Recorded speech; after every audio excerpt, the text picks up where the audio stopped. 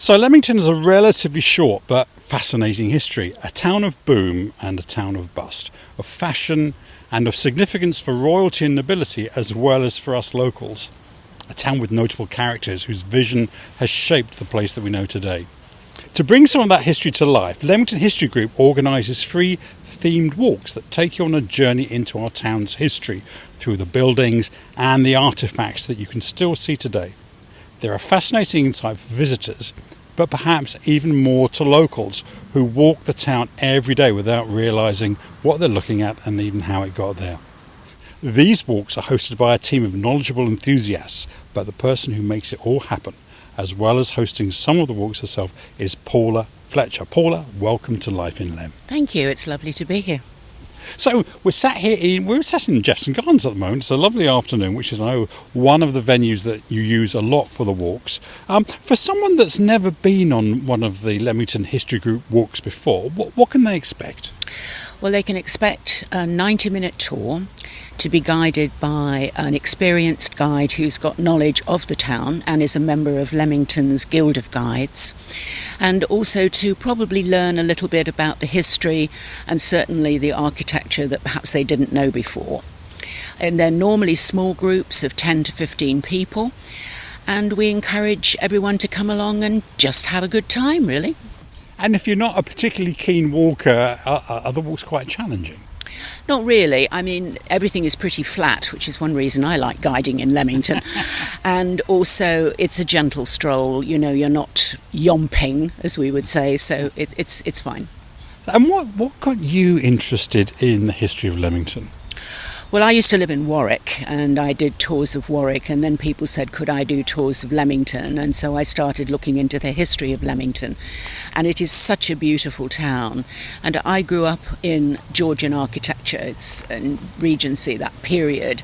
And so I feel very comfortable here. And so I moved here 6 years ago, and my interest increased at that point. And the rest is history, as I say. I mean, Leamington is interesting because it's a relatively young town by British standards. What, from your point of view, makes it such a distinctive and interesting town? Well, I suppose it's the people who originally sort of turned it from a small village into a thriving spa town, really. I mean, Benjamin Satchwell, to me, you know, people just don't think of the fact that he and William Abbott, I mean, when they found that second spring, and that really kicked off the town. And I mean, the names like Benjamin Satchwell, I know the name because there's a pub on the parade named Benjamin Satchwell, but you don't necessarily know his role in the history of the town, do you? No, not really. And he was there right at the very beginning when this was just a very small hamlet. He was the town postman. He was also the town arbitrator and a rhymer, which apparently is somebody who says very bad poetry, which must have been rather fun at the time, I would think. Benjamin Satchwell, we've mentioned there. Are there any other particular notable characters in Leamington's history that especially fascinate you?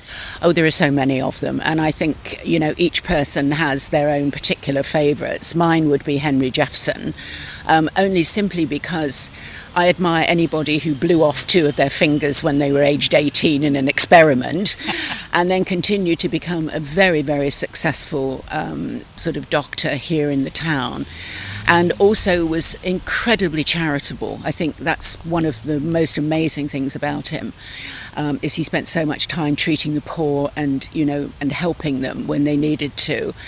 And very sadly, of course, you know, right at the height of his career, aged 52, he went completely blind and still managed to do philanthropic things, but never, of course, managed to continue with his practice. And I just think that's a sad story, really, for a man who did so much for the town. Poor man. And, of course, we're sat in Jefferson Gardens now. I mean, can you tell us a little bit about what the connection of these gardens are with Dr. Jefferson? Well, they named the gardens after him, and only because he was so philanthropic. We do a number of tours that include the gardens, and especially one which is a tree walk, which these are such beautiful trees, and to have somebody take you through the gardens and just talk about the trees and their place in history. And of course, looking at the trees, you can also talk about the lights of Leamington. And there is one guide who does that, Sydney. She gives a wonderful tour of the trees and also talks about this amazing festival that was held every year in the 1950s with wonderful displays of lights and all kinds of different things going on. It's just quite amazing, really. So you've mentioned that the trees walk there, Paula. Tell us about some of the other themes that the walks focus on. Right, well, we've got a number of different ones. We have, especially this year, because we've got a lot of new tours going out this year.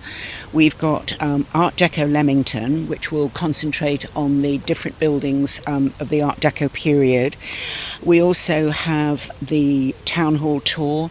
We have Meandering with Mayoralty, which I always have difficulty saying, but is a wonderful tour that takes in the role of the mayors of Leamington and their sort of contribution to the town as we know it today.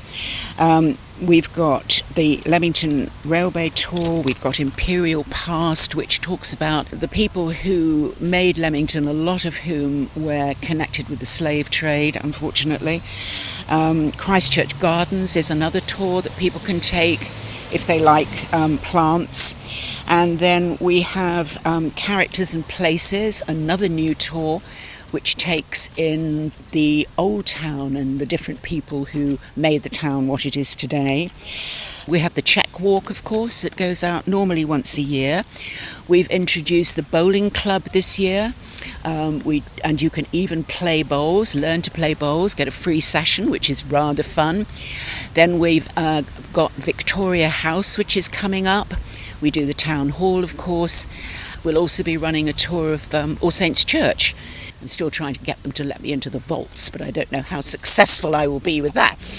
It's getting them to let you out of them afterwards that you've got to be sure about, isn't it? So, I mean, a lot of new walks this year. So even if someone's done one of the walks before, indeed all of the walks before, then there's always something new every year to experience. There is, and another new tour, which I'm delighted about, is a shorter tour. It's only half an hour. 30 minutes directed for children with their parents or with, a responsible adult, can either take a walk through the garden. There's two tours available. One goes through the gardens and talks about the trees and the history of the garden, and the other one sort of takes in more of a gentle stroll up as far as the Town Hall and the Regent Hotel. And we're hoping that will give children an introduction not only to nature, but also to some of the history of the town and possibly get them interested for, well, they could be a guide, couldn't they, in another 10 years' time? Excellent. Plan ahead. Why not? So if you have youngsters that are home for the school holidays over the summer and you're looking for things to do that will connect them with the town as well as be interesting, then that sounds a brilliant option. Paul, I mean, people wander around the town all the time.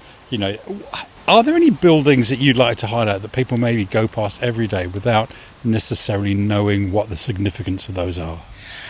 Well, I think the problem is that people don't look up. People look down, and because obviously they're wanting to make sure they don't trip. And secondly, they, not that our pavements are terrible or anything like that. No, I did not say that. And of course, they're also looking at their phones, and it's amazing if you look up what you can see. And one of the things, it's not a building, but it's the oldest piece of art that we have in the town, and that is the fire emblem of the Birmingham Fire Office, which is located just above R.A. Bennett's, the estate agent on Euston Place. It used to be on Parade, and it's just the most beautiful statue of these two firemen with their old-fashioned fire equipment, looking very proud, wearing their uniforms. And it's something that an awful lot of people miss. And I've taken a lot of locals on tours and they've gone, oh my goodness, I've never seen that. And of course, they don't look up. So, Paula, you've mentioned all the different, or a number of the different walks that's run this year. If someone's not done a walk before, is there one in particular you'd suggest would be a good one to start with? I would say any of the general history tours, and that would be either a gentle stroll through history that our tour guide David takes out. There's also Stepping Back in Time, which is Gary's tour. That's also very good. And then Nigel Briggs, he also does quite a number of sort of general tours of the town, which are excellent. So any of those I would suggest. And how do people go about booking a place? You go onto the website, leamingtonhistory.co.uk, and there you will find a link to all the tours, and you can book straight there from the website. And if by any chance you find that you can't make the tour for any reason, you can also cancel your ticket as well to give somebody else a chance to take the walk. Right, so places are limited, you have to book, but they're free, aren't they? They are indeed free. The only ones that are paid for is the street art walk, which we do in conjunction with Brink and Tim Rowbottom, and then the other tours are private tours that we do charge for, but all our public tours that we run throughout the season are free.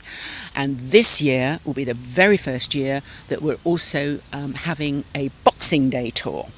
This will be going out at 11 o'clock on Boxing Day morning, and it should be great fun. We're encouraging everybody to wear a Christmas hat, and I'm sort of looking up some Christmas stories. It'll be Sydney who'll be leading it, and hopefully she will come up with some Christmas stories too.